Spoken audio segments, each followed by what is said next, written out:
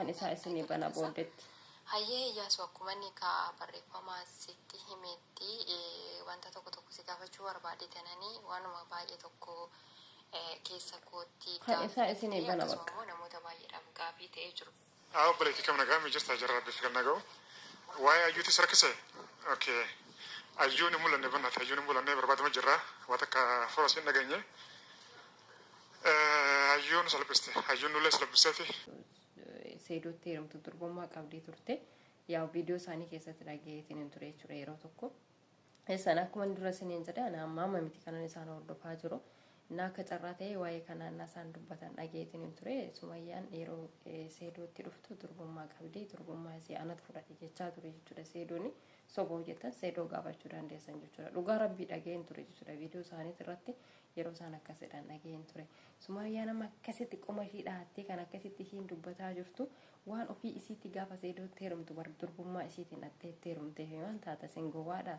Osoo isiin gizee sana osoo durbummaan qabaatee seedootti heerumte isheen ofii turte amma hin qaaneffattee hin dubbattu maal anatu iyyuu ajaa'iba maka egaa samoona kana oduutti nu ergee jiras maal kun asiree lammii keenya bara sabni takka yoo si biraa miidhamtu ati teessee naaltu dirqama sagalee ta'uu qabda saba sanaaf jechuudha. Akkasi kamarree akka carraatee viidiyoo argeetiin ture garuu duraan dursee nagaan isiniif haa ta'u akkam jirtanii fayyaa qabdanii jirtuu jiruuf jireenya akkamii qabdamtoota hordoftoota koo nagaan qaba galata rabbii. Egaa har'as dhufeetiin jira wantoota baay'ee qabadee dhufee akkasuma Iyyaasuullee wanta akka gaafadheetiin ture gaafin ani gaafadhee irratti garuu seeraan naaf hin deebisne amma takka naaf ibsa naaf himee jira jechuudha. Kanaaf iyyuu sagalee Iyyaasurree isin dhageessisaa akkasuma sagalee wabirree yoo barbaadan nama baay'ee naasofsiisee jira jechuudha. Waa'ee ayyuu tanarratti waa'ee ayyuu tana na teessisuu didde jechuudha. Waa'een ayyuu tuni na teessisuu didde halkanii guyyaa lafa na qochisiiste jechuudha. Angan ijaan ishii argee ani jira kunoo asan jira ishiin jettee ta'u gadi baatee dubbattutti waan an dhiisu miti jechuudha. Ishii barbaadaanii waan an dhiisu miti. Takka seedoo miitee deemuun isiis natti dhaga'ama. Takka ammoo isiinoo maal keessa jirti kanan jedhus yaada natti ta'a jechuudha. Maal keessa jirti mucaan kun fayyaadhuma qabdi. Amma ani kaleessa viidiyoon kaleessa isinii gallakkise keessatti jirti jireenya jirti TikTokis irratti mul'attee viidiyoo gallakkistee turte isiniin jedheetiin ture. Amma odeeffannoo gaafa dhaga'u TikTokii imeeliin isii nama harka jira. TikTokiin isiillee akka nama harka jiruudhaan jechuudha kan dubbatamaa jiru. So kanaaf iyyuu mucaan kun ammumayyuu jireenya isaanii mamaadha jechuudha. Jireenya ishii ammumayyuu mamaadha jechuudha. Akkasuma amma seedoon viidiyoo inni gallakkise tokko omaa waan inni akka hin argamneedha. Akkasuma Iyyaasuun illee viidiyoo gallakkisee jira. Waan hin argamneedha jechuudha. Garuu wanta na gafachiisa akka jira jidduu kana keessatti intala takkatu jechuudha. Intalli sun na arrabsitirreedha yeroo baay'ee waan isaan beeku natti ishee erge yaayyuu kottuu gali waboon iyyuu gali hojiin intala sana intalli sun jechuudha. Gaafa waan akka dubbattus wanti isiin dubbattu nama kofalchiisa. Gaafa achi immoo darsa ishii dachafattee kaatee si namarraan deebisu jechuudha. Ajaa'ibuma qabdi dhugaa dubbachuudhaaf kolfee viidiyoo sana arge waboon iyyuu galee kottu galee yaayyuu kottu galee anuma siin jedhe Iyyaasuun immoo lakki yaayyuu seedoo si eegaa jira guuta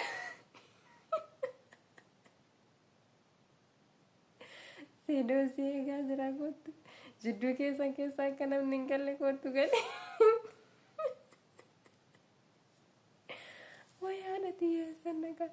Wahii qubaan na qabe ofittuyuu lapheen kan kuna dhukkuba viidiyoo isaanii ilaalee kolfaan garaan na dhukkube dhugaa rabbi. Iyyaasuun suuraa baatee osuma achi deema. Ani immoo dheengadda naanni randa keessa deemu argeen ture.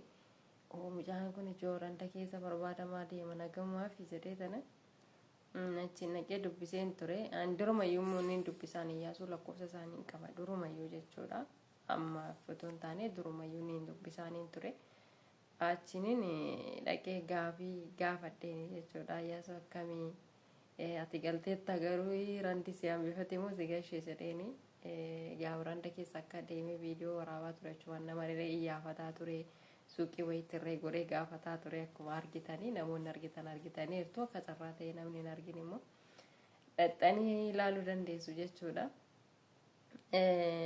Na isa kanallee gaafadhee mee akkamii ayyuunii dhugaadhumaan ayyuuntuni dhugumaan hanga bakka isiin jirtu aga ammaatti bartani moo hin barree immoo tiiktokii isiitu fayyadamaa jira moo nama biraati akka carraa odeeffannoo dhagee akkasuma manuma illee amantala waaboon iyyuu galee kottuu galee jettee raawwattee ayyuu waamaa jirtu kanallee dhageetiin ture jechuudha. Tiiktokii isii miti kan fayyadamaa jiru nama biraati jettee.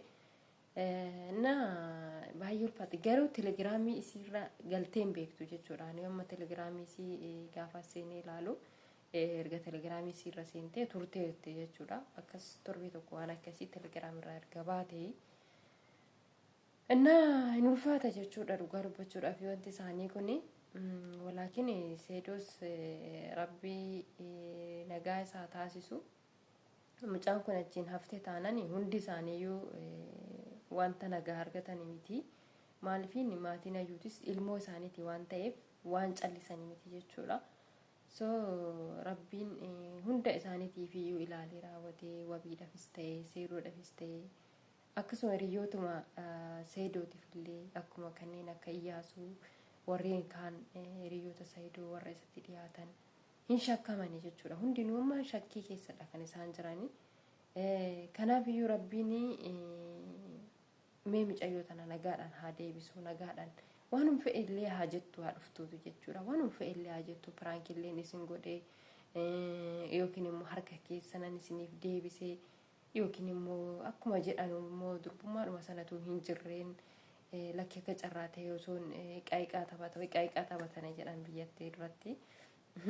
Ta'ee qaayiqaa sana taphadhuun harkaa baddee jetteellee yoo hin dhuftee bakka jira miti yaallee nagarno bakka kaxaffaa xaftoal ምንም እንትን የለም jechuudha. Deebiin hin jiru waan badee tokko erga badeen booda badeera waan ta'eef waan badee sana immoo lakkii ani dura waanuma jaalala kee qabuuf ani waan akkana siin jedhee hin jira siin jedhee amma immoo gaafan itti yaadee jedhu akka hin jirre baree raawwadhee si qaanfadhee si harkaa badee yoo jettees rakkoon qabu jechuudha. Okay, no problem. Maaliifin wal hubatan jechuudha. Wal hubatanii jechuudha. Inni sijjimmari seedoon akka jedhutti yani waa'ee dorbummaatii fi hin jiru yoo ta'e wanta dhimma itti qabu tokko illee hin jiru jedhee seedoon akka beekamu Sumayyaa yeroo seedootti heerumtu durbummaa qabdee turte yaa viidiyoo isaanii keessatti dhageetiin ture jechuudha yeroo tokko. Isaan akkuma dura siniin jedhe ana amma miti kanan isaan hordofaa jiru. Na akka carraa ta'e waa'ee kanaan isaan dubbatan dhageetiin ture. Sumayyaan yeroo seedootti dhuftu durbummaa qabdee durbummaa isii anatu fudhate jechaa ture jechuudha. Seedooni soba hojjetan seedoo gaafachuu dandeessan jechuudha. Dhugaa rabbii dhageen ture jechuudha. Viidiyoo isaanii irratti yeroo isaan akkasidhaan dhageen ture. Sumayyaan amma akkasitti qoma ishii dhahattee kan akkasitti ishiin dubbataa jirtu waan ofii isiitti gaafa seedootti heerumtu durbummaa isiitiin dhattee heerumtee waan taata singowaadha. Osoo isin gizee sana durbummaan qabaatee seedootti heerumte isheen ofii turte amma hin qaaneffattee hin dubbattu maal anatu yeroo sana durbummaa qaba maal jedhee sana nan dubbadhe jettee zimmi jettee jechuudha. Gin ani dhugaatti immoo waan kana dhageetiin hin ture. Dhugaadhuma seedoon Sumayyaan yeroo seedootti heerumtu durbummaa qabdee turte seedootti himee ture. Duraa hime amma miti viidiyoo ammaa isinitti fakkaatan ani kanan arge kan duraan jechuudha. So sagalee Iyyaasuu dura isinitti hin dhageessisin oduudhaan isin harkaa fixeenoo. Iyyaasuun maal jedhame qo'aan dhaggeeffannaa. Yaa Iyyaasuu dhaggeeffadha. Kan koo dursa isinii bane sagaleen dursa isaa qabe yoon isinii bane viidiyoon nu harkaa dheeratti. Viidiyoo dheeraa waraabuun jaalladhu ani dhugaa dubbachuudhaaf. Na dhaggeeffadha amma xiqqoodhumatti sagaleen kan kooti kun. Akkam jirta Iyyaasuu fayyaa nagaadha. Ani kan kooti xiqqishuma ishee dhaggeeffattanii kan isaa isinii bana booddetti. Hayyee Iyyaasuu akkuma inni ka barreeffama sitti himetti wanta tokko si gaafachuu barbaadetanii waanuma baay'ee tokko keessa kootti kan isaa isinii bana bakka namoota baay'eedhaaf gaafii ta'ee jiru. Obboleettii kam nagaa mijirtaa jirra rabbiif kan naga'u. Waa'ee ayyuutis rakkise. Okay. ayyuun mulanne bannata ayyuun mulanne barbaadama jirra waan akka forosin dhageenye ayyuun salphiste ayyuun nullee salphiseeti saayitoollee kunoo akkanatti wacii gootee achumaan baafatte waan akka gaamii rabbi haa mul'isu du'aa godhaadha amma waan baay'ee lana soonu waan baay'ee laasoon feenu waan siiti maaliif waa akkuma miidiyaa gubbaa gartanitti akkas inshallah sin waan haaraa jiraate sin biraan geenya du'aa godha akkas asin baanu Yaasu galatoomii egaa rabbi nagaan ishee haa galchu lubbuun isii jiraachuun waan tokkodha garuu lubbuun isii inuma jirti jettaati